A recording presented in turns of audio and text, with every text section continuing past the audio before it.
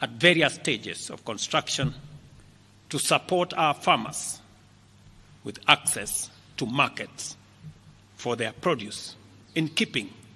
with the commitment we made to our mama mbogas. To accelerate manufacturing, last year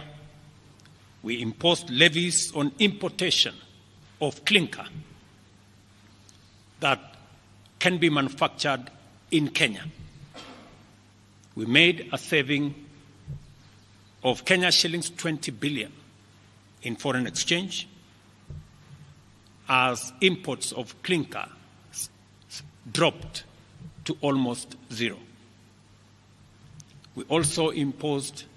levies on imported steel billets. And today, we have 11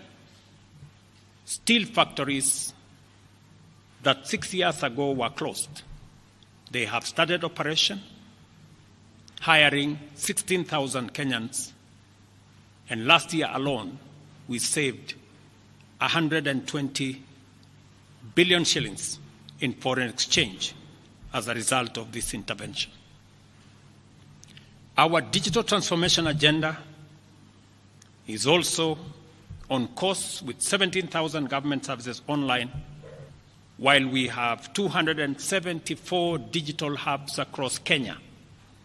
with 152,000 students and digital workers in our TVETs and also in digital hubs in different parts, up and running and giving young people an income. Our universal health coverage plan has already onboarded 107 community health promoters, and the process of registration for our social health insurance fund is ongoing, on its way to launch on the new date of 1st of October 2024 that will make it possible for every Kenyan to have a health insurance, and for those suffering from critical illnesses to have access to the critical illness fund, making it possible for every Kenyan to have access to treatment without the burden of having to fund it. On the measures I announced last week, barring state and public officers from engaging in Harambes, I want to inform the country that the Public Fundraising Appeals Bill is now ready for publication tomorrow. However, even with the progress we have made, I am acutely aware that the people of Kenya have very high expectations of me. And they believe that this administration can undertake the most extensive transformation in our nation's history. Recent events that necessitated the withdrawal of the finance bill, which will require a review and reorganization of our budget and fiscal management, have brought us to an inflection point. Upon reflection, listening keenly to what the people of Kenya have said, and after a holistic appraisal of the performance of my cabinet and its achievements and challenges, I have today,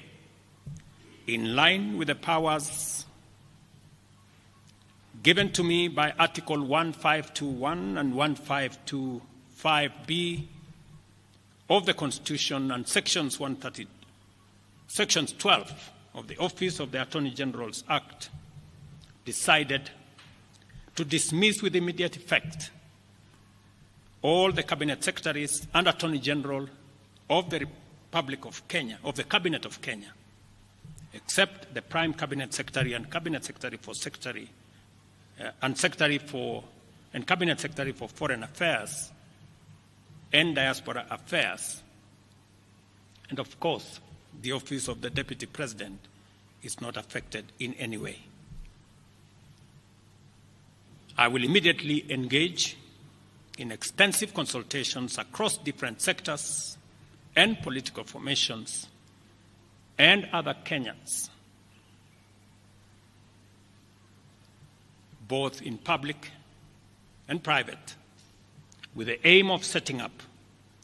a broad-based government that will assist me in accelerating and expediting the necessary, urgent, and irreversible implementation of the program that we have, including other radical measures and programs to deal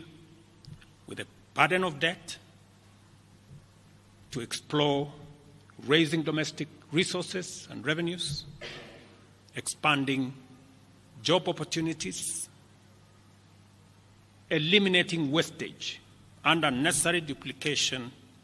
of a multiplicity of government agencies,